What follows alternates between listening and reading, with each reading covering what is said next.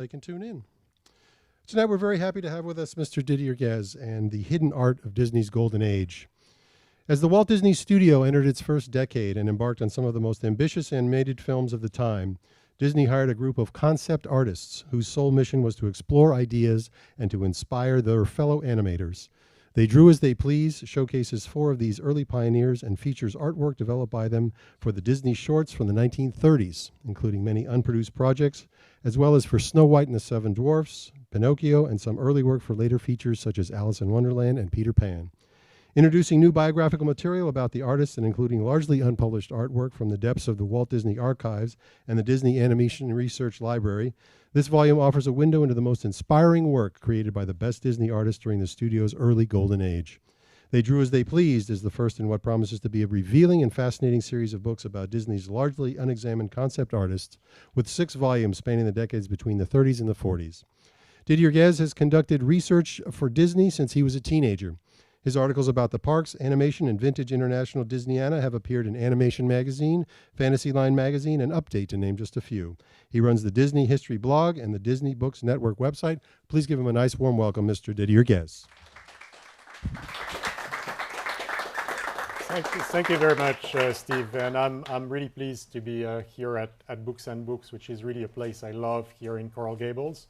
And it's really a pleasure for me to be presenting the first volume in that new series here at Books and Books.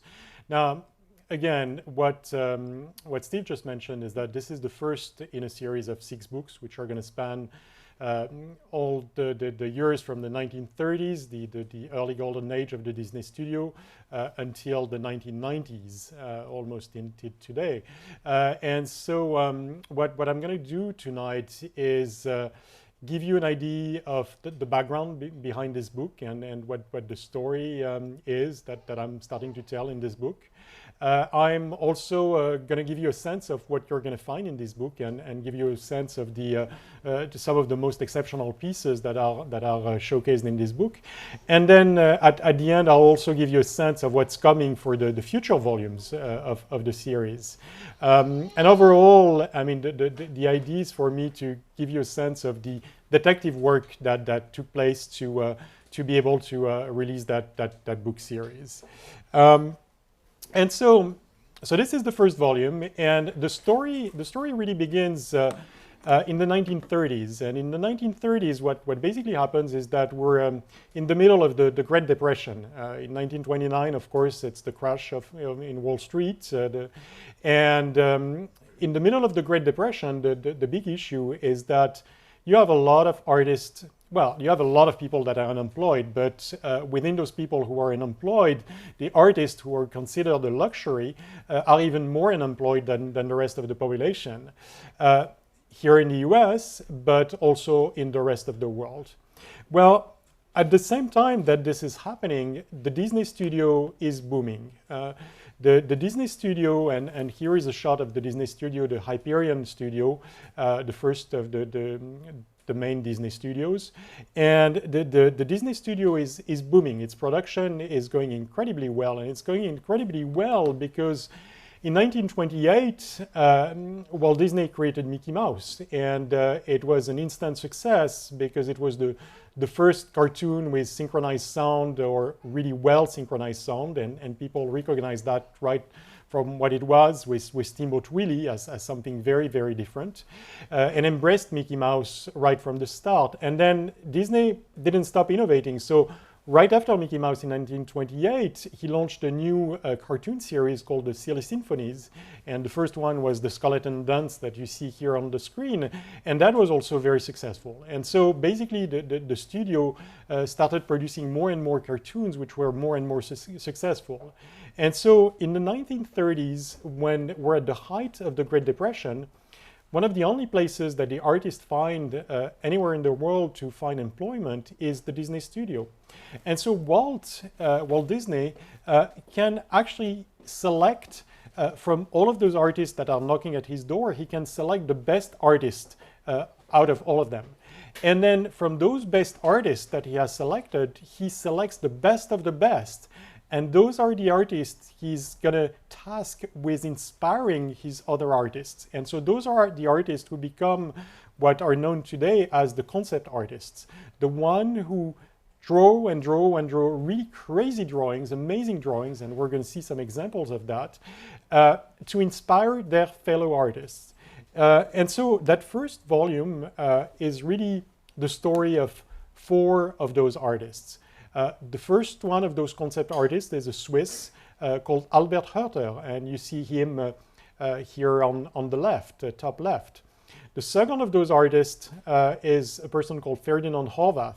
He was from Hungary, and he's the one top in the middle.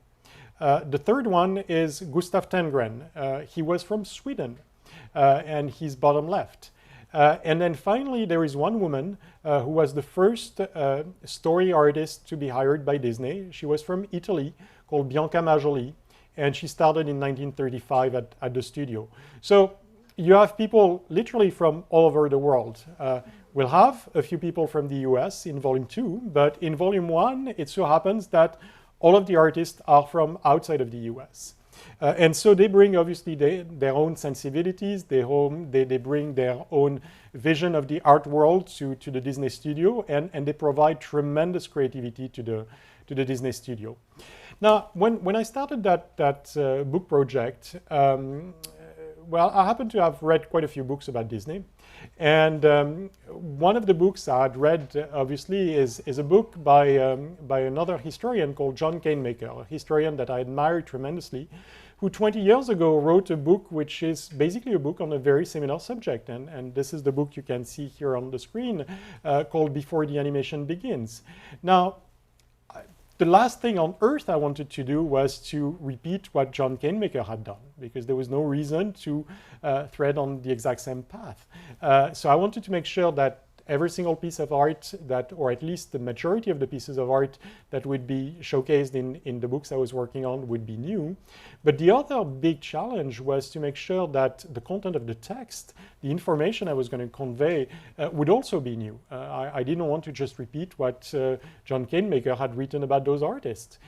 And that was a big challenge, because John Canemaker is a very good historian, and he's a very thorough historian. So I did what a lot of historians would do in my case, which is I started with the research that John Canemaker had conducted. So I checked all of his notes, and I started from there. Well, what was very interesting when I started checking his notes is I realized that he had followed a lot of paths already, and he had already uncovered a lot of material. But one of the things I discovered was about one of those artists, Ferdinand Horváth. He had discovered that there were some diaries of Ferdinand Horváth that existed, but he hadn't found those diaries. So I was like, this is really exciting, because obviously diaries and letters and primary material, that's what's really exciting for a historian, because you find it's like a time machine.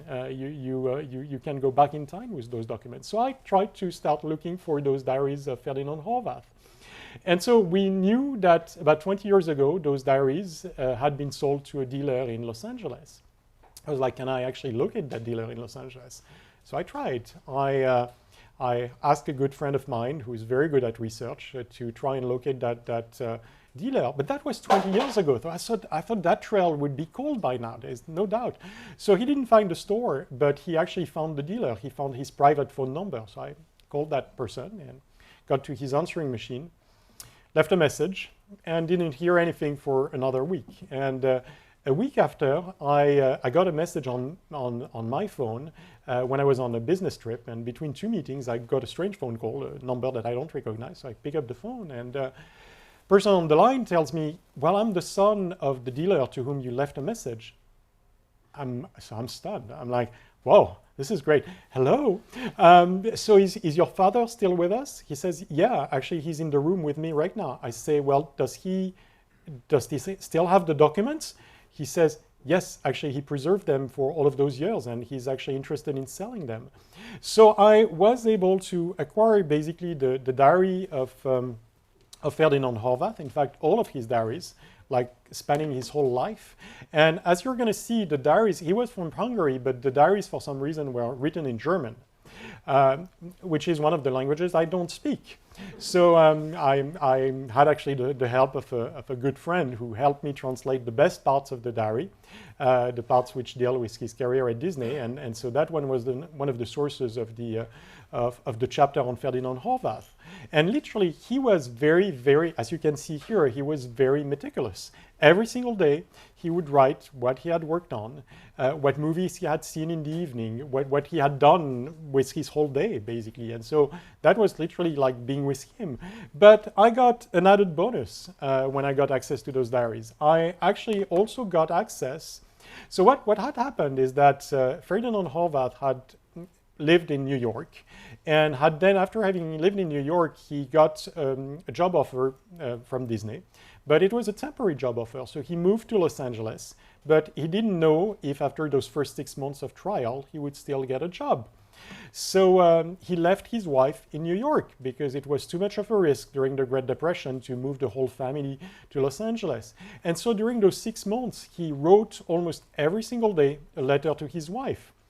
Well, so what we found in that collection were the letters he had written to his wife, the original letters. As you will see, though, there is a small catch. They were in Hungarian. So I got two friends who actually translated the letters, and so those were the other source of information for the chapter on Horvath. And so that's just a small example of the research process that went on to build the text. Now, obviously, what you're really excited about are the illustrations and the artwork that's being shown in that book. So in that volume number 1, for example, there are more than 400 illustrations. And out of those 400 illustrations, I would say that more than 80% have never, ever been released in book form before. And so I'm going to show you just a few examples of some of the really special pages of the book, or my favorite pages.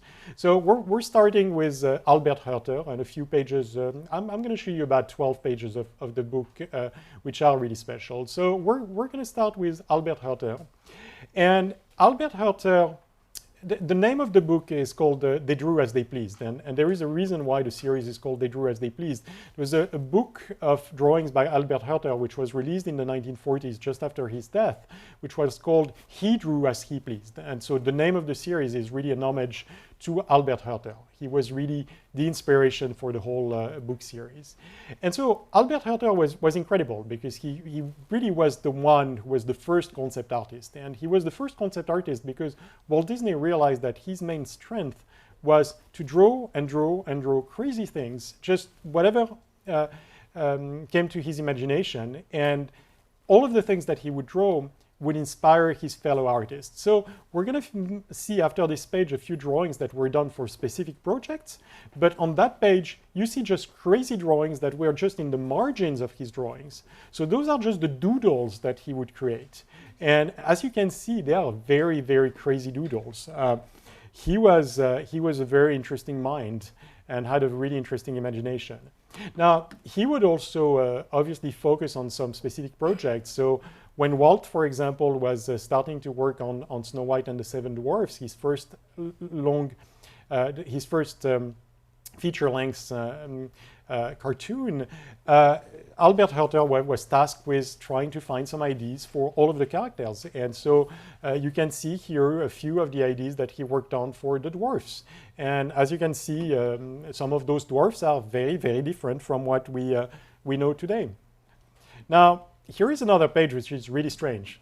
Those, believe it or not, are early concept drawings for Jiminy Cricket. Wow, very different. Really very different. And here is also Jiminy Cricket by Albert Herter, a bit later on in the development process. And obviously now we really recognize Jiminy Cricket. But I was really stunned when I discovered those ones, which were really, really different. And we were even wondering at the beginning who they were and what they were for. So that's Jiminy Cricket.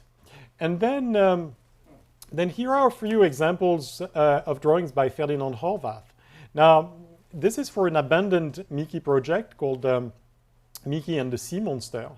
And what really fascinated me when I started digging into those drawings by Herter for that project is the sheer volume of ideas that he created for the monster, for the sea monster. This is just an example. In the book, you have, I think, 3 or 4 pages of concepts for the monster, and each one of them is fascinating. And what I saw at the archives were literally hundreds of drawings for that sea monster. And that's just one example of what he would do on almost every single project. This is another abandoned project on which Ferdinand Horvath worked, and he wasn't very lucky. He worked on a lot of projects that were abandoned, which is one of the reasons why his name is a lot less known than the name of Albert Herter today. And so that's a project that was going to be a cartoon with Mickey having a toothache, and some very surreal situation where we actually go into Mickey's mouth and follow and I think there is like a nightmare of Mickey where he meets the king of the teeth, and it's really very surreal. And so you'll see a lot more examples of that cartoon in the book, but I thought that just those few examples would give you an idea of what Herter would do and the crazy things that he would be able to come up with. He was, of course, also assigned to work, as they all were, he was also assigned to work on Snow White and the Seven Dwarfs, and I just love the sense of scope of this drawing and the sense of just white that he would give to this drawing. And of course, you also see Snow White in a much younger version of Snow White, a more cartoony version of Snow White, much further away from what she would become, which is a much more real girl in the movie, and more realistic girl in the movie.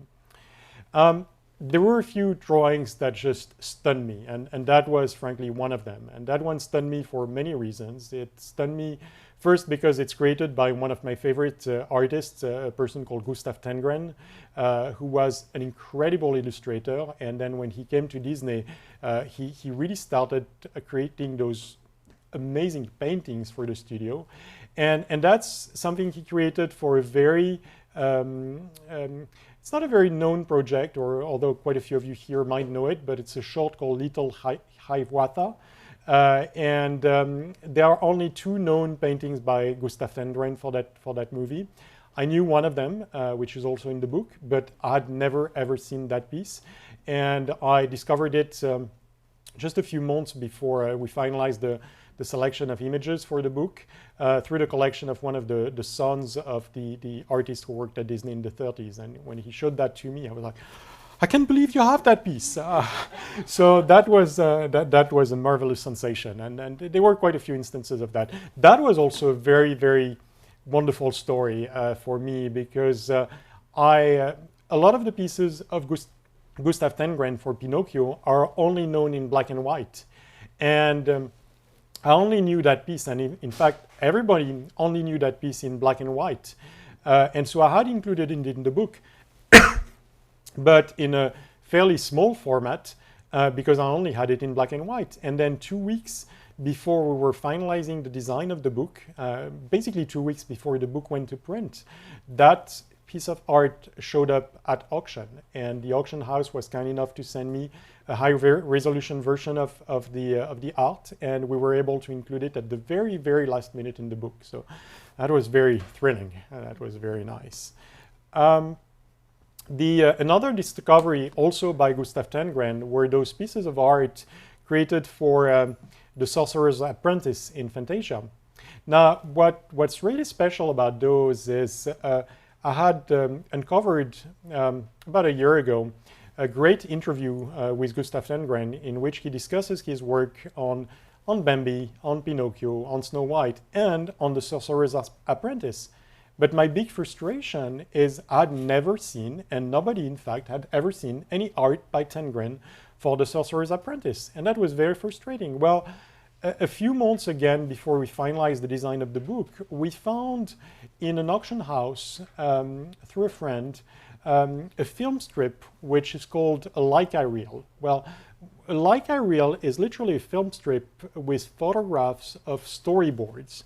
And they would run that synchronized with the music to present their ideas to the story artist would present their ideas to Walt in a more visual fashion than just looking at boards, so it would be more dynamic. Well, we found that Leica reel, and those Leica reels are extremely rare. I don't think any actually have survived at the Disney archives, and when they show up, they show up usually in auction houses or in private collections, and even then, not many of them had showed up. And so a friend of mine and I started looking image by image to that Leica reel. There were about 100 or 150 images on that Leica reel. And then we got really excited. I mean, when we found those images, we got really excited because we knew right away that those were by Gustav Tengren and that they were the first pieces of art from The Sorcerer's Apprentice ever seen that had been created by Tengren. So obviously I had to include those in the book. And then finally, the fourth artist that's featured in the book is a person called Bianca Majoli. And she was, as I mentioned, the first woman Disney artist, the first woman story artist to be hired by Disney. And then after her, there were quite a few more women story artists. And in fact, the Disney studio had quite a few women in very creative roles, despite what's being said in some misinformed places. And so Bianca worked on quite a few projects that were that made it to the screen, but she also worked on a few beautiful projects like that Japanese Symphony, which was supposed to be a short cartoon in the Silly Symphony series that never made it to the screen. She also worked on Peter Pan, and this is one of the early designs for Tinker Bell for Peter Pan. So again, very far from what we see actually on the screen.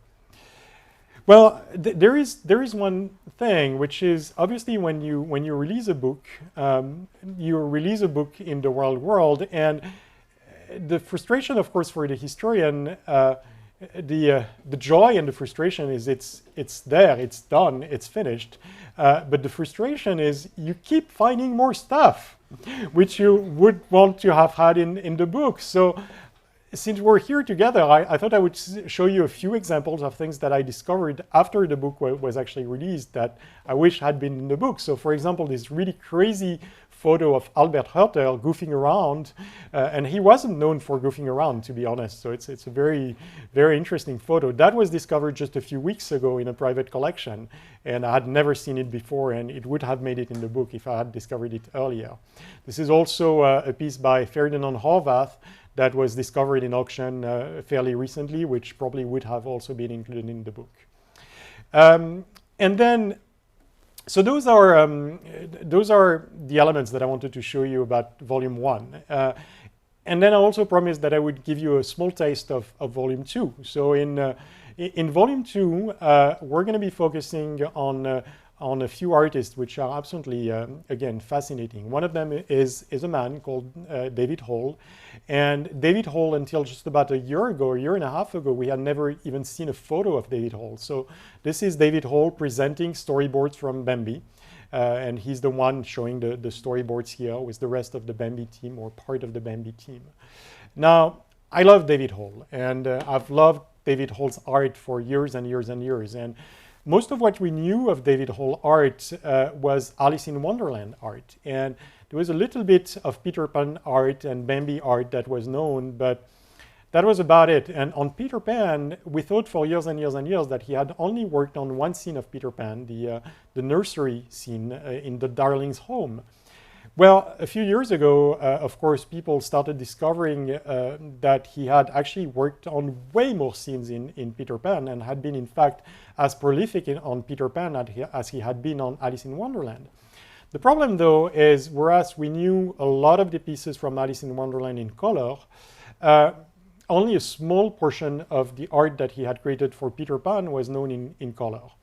And so for Volume 2, I must admit that one of my big wishes on my top 10 wish list was number 1, to find this piece of art, which you're seeing right now with Peter and Wendy at the helm of the pirate ship. I wanted to find that in color. And I know that piece had never been seen in color in any collection anywhere in the world, that the Disney archives didn't have it, that nobody had ever seen it. And then the second wish on my wish list was to find an example of David Hall's work on The Reluctant Dragon, which is a very obscure project that he also worked on.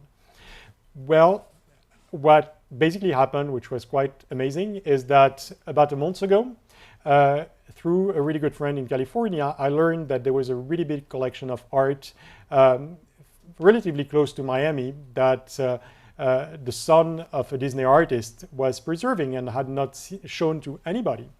And he mentioned that there were some pieces by David Hall in that collection. And you know where I'm going with all of this. And so one night, a friend of mine who had been scanning that whole collection sent me the examples of the art that he had been scanning.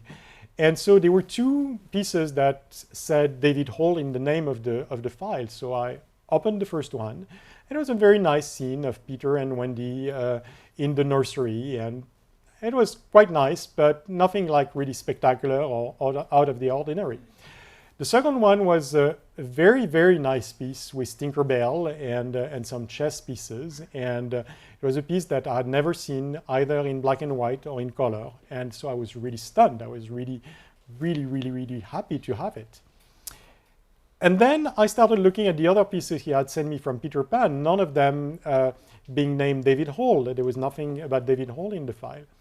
And I went to one that said, Peter and Wendy at the helm, and I opened it. And then I basically started crying. Because I had found what I think is going to be the cover of Volume 2. And as you can see from the art in black and white to the art in color, there is a difference which is frankly absolutely stunning. And so in Volume 2, the other thing, and I'm going to finish with that, is I'm going to be covering also the art of two women. One that you see on the screen here is a person called Retta Scott. Now, Retta Scott is really well known by Disney historians, mostly because of one thing. She was the first woman animator at Disney. She animated a scene in Bambi with the dogs chasing Bambi's girlfriend, Faline. And that's what she's really known for. But in reality, that's really a really, really small part of her story at Disney. Because what she really was at Disney for all of those years was a story artist.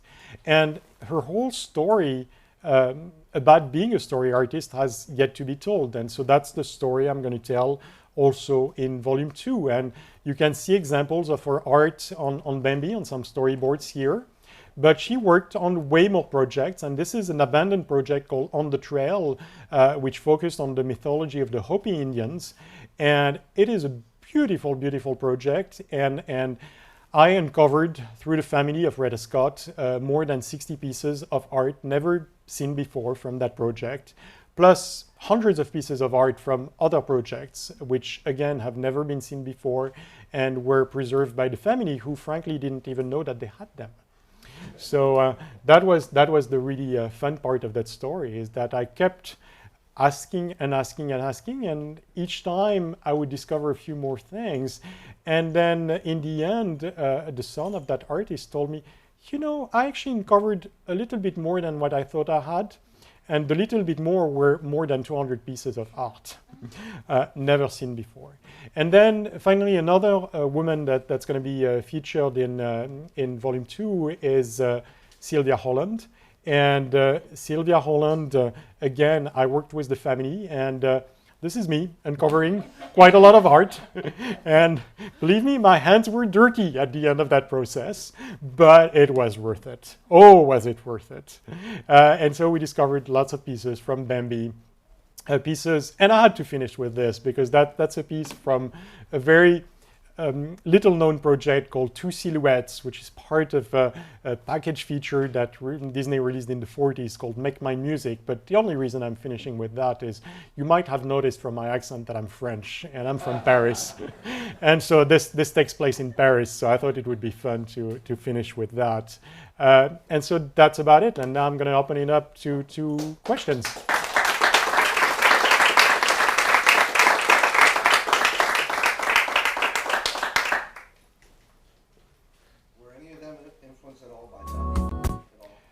Well, they might have. In fact, you'll see in the book that there is one of the projects on which Albert Herter worked, which is called a surrealistic project. So he might have been influenced a little bit by Dali.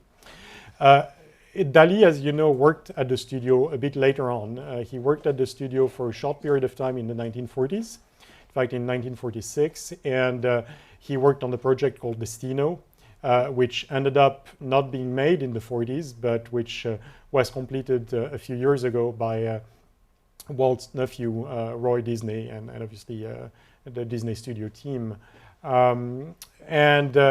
Very clearly, the more you get towards the 40s, and the more the artists at the Disney studio are influenced by fine artists from outside of the Disney studio, because you start having people that join the studio, and that's a big focus on the third volume, in fact, of the series. You have a lot of artists that come to the studio that in the 40s that have a very strong classical art training, and so they start introducing all of the other Disney artists to all of the big painters from Europe, from the US, from the different styles that are popular and also that are not as well known from all around the world, and that of course enrich the art of the artists at the studio in a tremendous way. And they introduce them to fine artists, but they introduce them also to famous illustrators from Europe or not so famous illustrators, and you can see the style of the Disney artist evolve based on those influences from all around the world. So yeah, there are influences that come from lots of different sources. Yeah. What inspired you to actually go into all this research? Was it a certain piece that got you saying, hey, I want to uncover more things, I want to find more things and show the world magic? So what inspired me, I guess, is I love the art. I love the artwork from those artists. And I'd seen that book I mentioned earlier by Albert Herter. I'd seen the book by John Canemaker. And I just, in a very selfish fashion, I just wanted to see more myself. And I knew that the Disney archives preserved quite a lot of the art by Albert Herter. And I knew that the what we call the Disney's Animation Research Library preserved a lot of the art from the other artists that are featured in this book. And I wanted to see it. I wanted to have sort of free reign to see all of it. But that for me wasn't enough. I also obviously wanted to share that with the other people who are interested in that and who are not as lucky as I am to go there and see the physical artwork. So I guess that's what really inspired me, is those two books and the desire to just dig a lot deeper, because frankly, I mean, there is, I think there is about 65 million of pieces of artwork at the Animation Research Library. And when you look at the books on Disney that have been published to date, we almost always see the same piece of art over and over and over again. And I thought it was high time to go and dig deeper and to not release a book that would have the same pieces of art, because it's fairly easy to do that. But to actually make the effort, and believe me, it is an effort, to go and dig deep and just rescue some pieces of art that the general public and even the historians haven't had a chance to see ever. The other thing is, what's really interesting is that in the past, the way Disney artwork has been treated is it's usually organized by movie. And so all of the artists are sort of together, and you don't necessarily recognize who did what. Now, I thought it was time to look at those artists and to almost work on their work on their art in a more organized fashion, and as if it were really the history of art, the way it's done with fine artists. Because some of them, and in fact most of them, most of the concept artists could have been fine artists, and in fact some of them were. And I thought it was important to start writing monographs on them that would really differentiate their style from the style of the others, and to just make sure that we understand who did what and what was special about their style and what was special about their career and what was special about what they did and when they worked at the studio and so on, because it was important to really consider them as individual artists and not just part of that undifferentiated group that was the Disney studio at the time. I thought that was really important to start giving them credit for who they were. So that was part of the inspiration. Yeah? How long did it take for you to do the whole project? And did you know from the beginning that would be like a series, or it was just a result from the amount of product that you got out at the end? So how long? Well, that's an interesting question. I mean, it depends. Between 30 years or 2 years, depending on the way you look at it. So I've been obviously researching the subject of Disney and Disney history all of my life. About 2.5 years ago, I presented the project to Chronicle Books, and I presented it from the start as a book series. The only difference is that originally the project was presented as a book series that would encompass 5 books. And then when I started working on volume 1, I realized that I would not have enough pages to do what I needed to do with volume 1. So that a few of the artists were pushed to volume 2. But then when that happened, then volume 2 actually split into 2. So in the end, the series became a 6-book series. And even then, I might feel a little bit restricted. But anyway, yeah, it was always thought as a book series. I apologize if you've already explained this. I came in a little late. It looks like they're by decade. Yes, so they are roughly by decades. So book number 1 focuses mostly on artists who were active in the 1930s. Book 2 and book 3 are going to focus on the 1940s because that was an incredibly creative period at the studio, and most of the projects that were produced after the 40s actually originated in the 40s.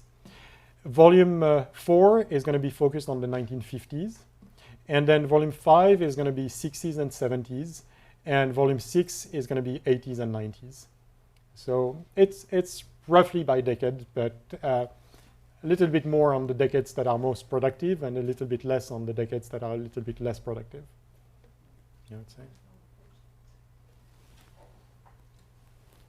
One more. And does Disney now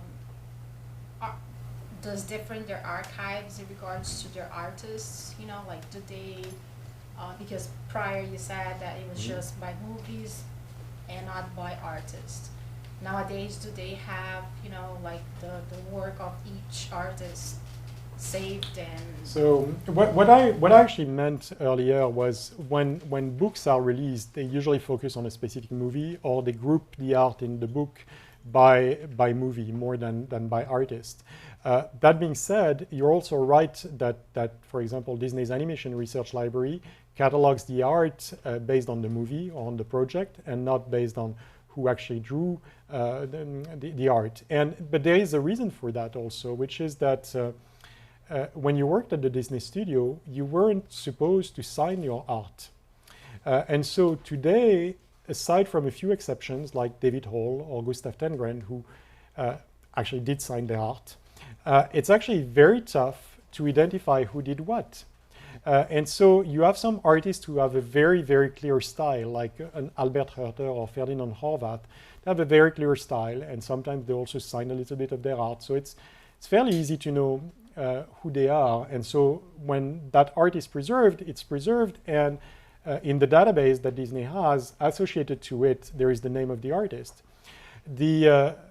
For the rest of the art, it's really, really tough. You need to recognize the style, and even then, sometimes you can make mistakes. So you need to proceed very, very carefully. A big part of the work I'm doing for Volume 2, Volume 3 is to work on the written documentation to try and really understand who are the artists who worked on each project. And then that narrows down who could have done each piece of art.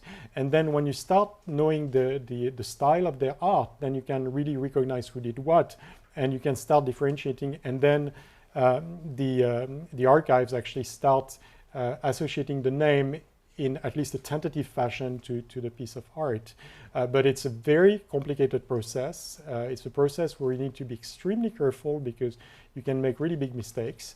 But it's also the fun part of the whole thing. And then you start finding some clues, like one clue I had no idea about until a year ago when a historian friend of mine made me aware of it, is so when you produce a movie, you usually create what's called model sheets. Model sheets are really design of the characters in different positions to guide the animators. And so usually the artists who do that are the artists who are part of the story department. Well, I'd looked at a lot of model sheets from the 30s and really didn't give me any clues about who had drawn them. Well, when you get to the late 30s and early 40s, what's really great, and I had never noticed that, is that some of those model sheets actually do have initials on them that actually tell you who is the actual artist who drew the model sheet. Well, once you have that key, then you unlock a lot of mysteries. And it's all a question of finding those small keys everywhere to unlock the different mysteries or to get the pieces of the puzzle to fall in place. So it's really detective work. Yeah. Do you think that the artists at Disney's golden age were like better quality than the artists now, because now we have the technology kind of bearing our talent, or no? That's not true. I don't think that concept artists at the time were really necessarily better than today. I think they were the first, so they obviously had like a complete blank page in front of them. Today, obviously, the artists who create have to look a little bit at what has been done in the past, but you have today some extremely talented artists that worked both at the Disney studio and at the Pixar studio. And frankly, I mean, they fascinate me. They especially the concept artists, they absolutely fascinate me. And then animation, you can't compare because it's two different worlds. The hand-drawn animation and computer animation, those are two types of techniques which are very, very different. So it's very difficult to compare. But concept art, I mean, I think it's still extremely creative today. Yeah.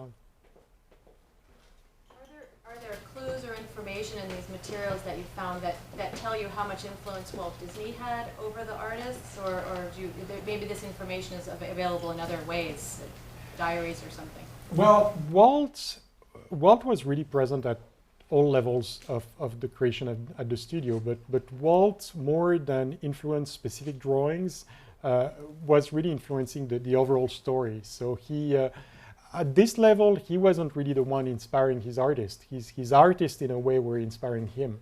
So he would give them story outlines. He would give them overall ideas of where he wanted to go, and then the artist would, especially the concept artist, would start creating and creating and creating, and then he would pick and choose what really worked, and then he would organize that into a coherent whole. I mean, the reality is, concept art is absolutely fascinating in itself, but if it had made it to screen as is, it would have been complete chaos.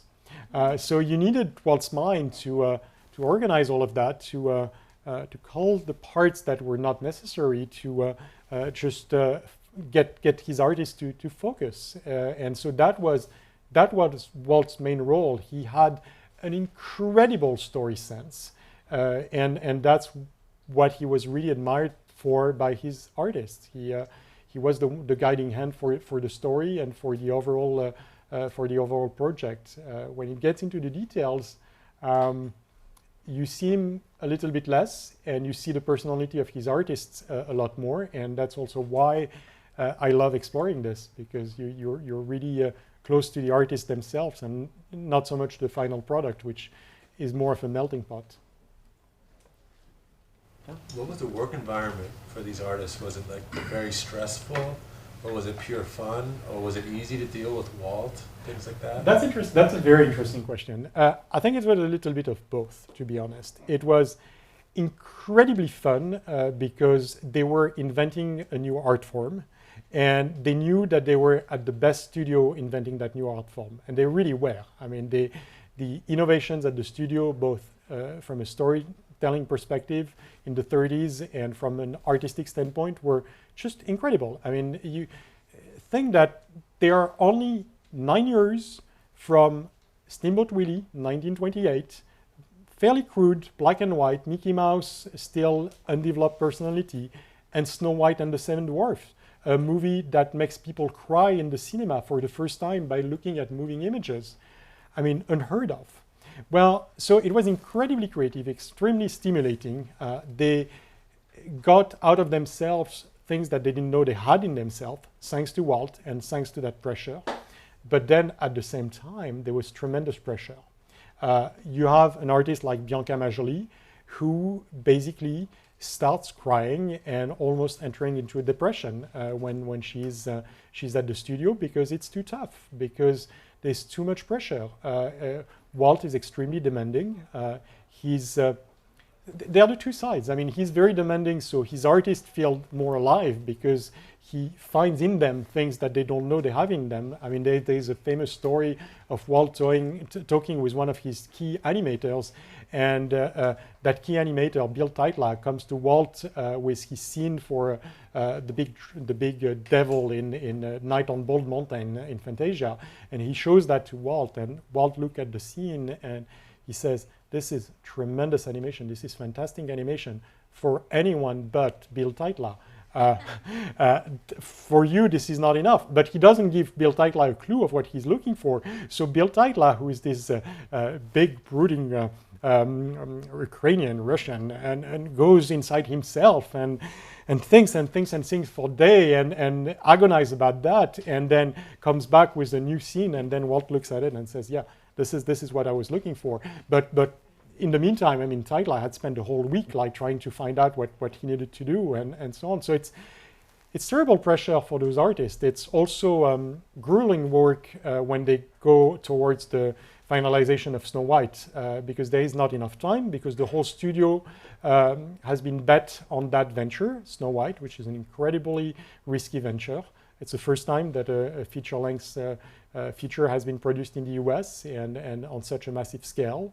And so it's very, very risky. And Walt knows that if he fails, the studio fails. And all of his artists know that too. So they're very excited about the project. But then again, when you read the diaries of Ferdinand Horvath, when it comes close to when the release of Snow White come very close, you see at every single day, overtime.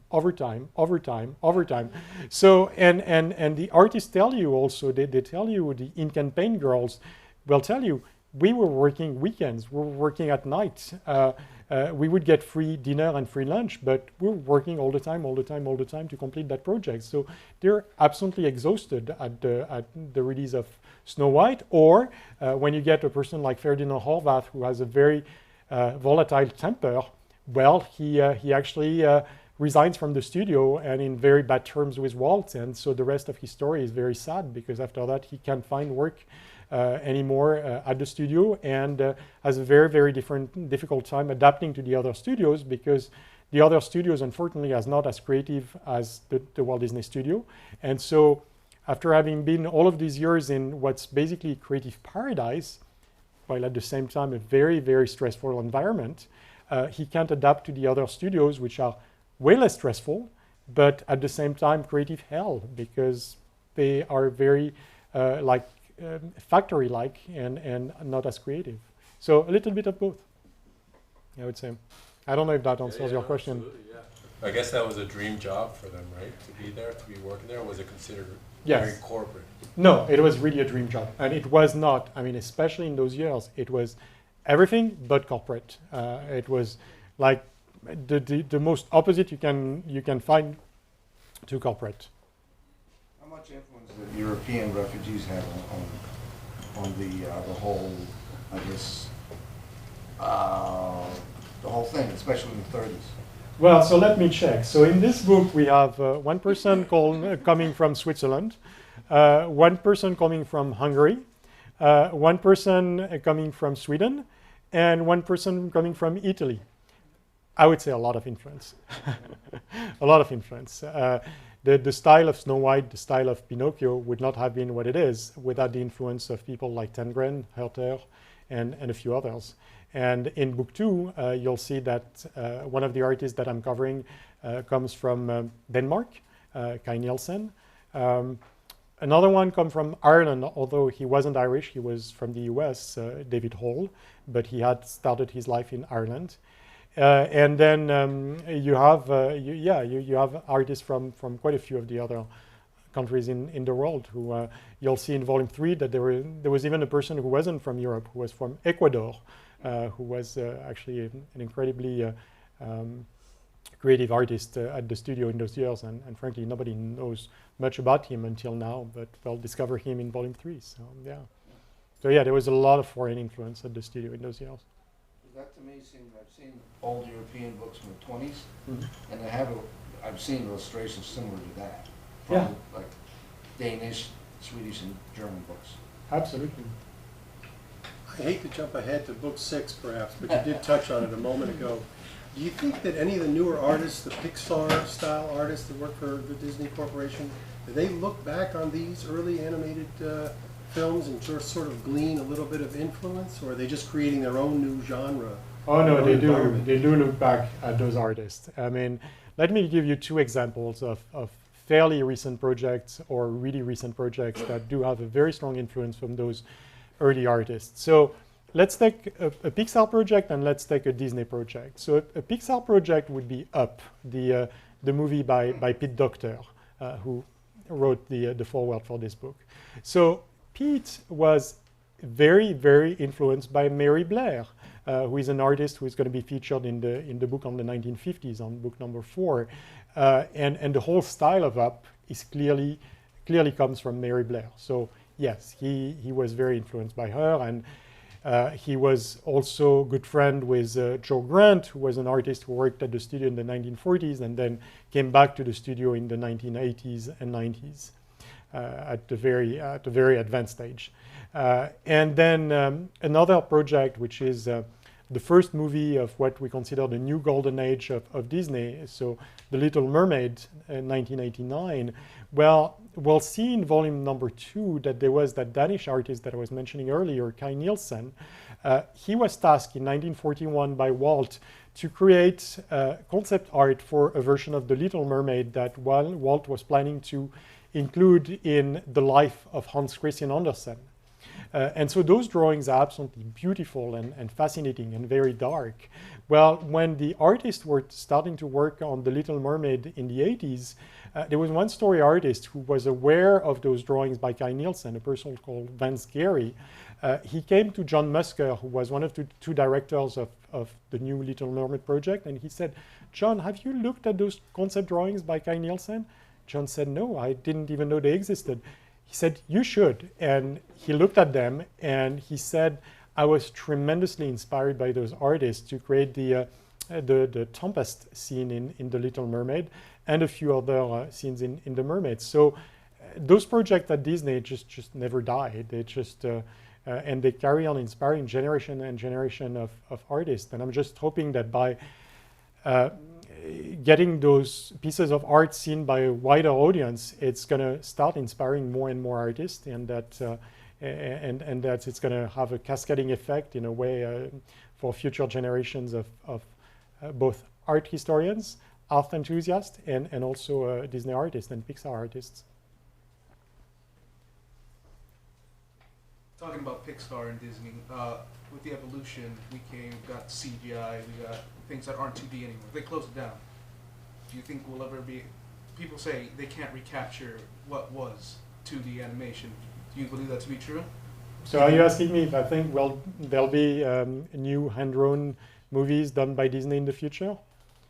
The answer is I don't know. I hope so, because I love it, but I don't know. I don't have that answer. I deal with the past. I don't deal with the future.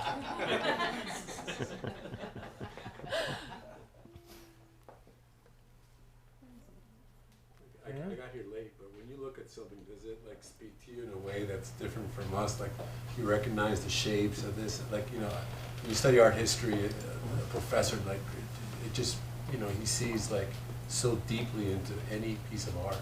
Is it the same with animation? Like, Well, you know, the answer is probably no, I don't. I just see what the art means to me, and I see also the relationships with things that others have done at the studio at the same time or in later years. So from the historical standpoint, yes, I do see connections in the history of Disney, but I'm not an artist myself, so I look at it more in terms of what it means for the whole history of the studio, and I don't necessarily have all of the artistic dimensions that either an artist would have or a very trained art historian would have, but it's one of the reasons why I wanted to share all of this with the wider audience, because I want people to start analyzing that art and telling me what it means or giving me the added dimensions of the art. So I do my part, and I'm hoping that quite a few others are going to do their part. Can you scroll back to that Wendy and Peter at the helm? Absolutely. The color version? Yeah. Oops. Yeah, scroll down.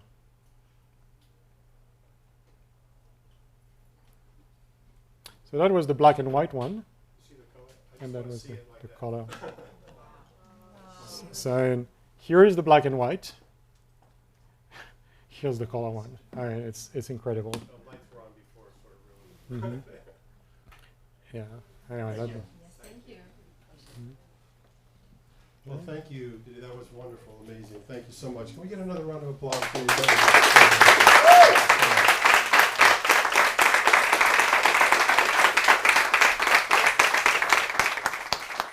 And we hope with you'll be coming back every month now with the next volume to come up to, to volume 10. Folks, the books are for sale behind the counter. If you're watching online, give us a call. We'll get one signed for you. We'll ship it to you. I'll have a table over there for you to sign. Again, thank you all so much for coming. Appreciate it.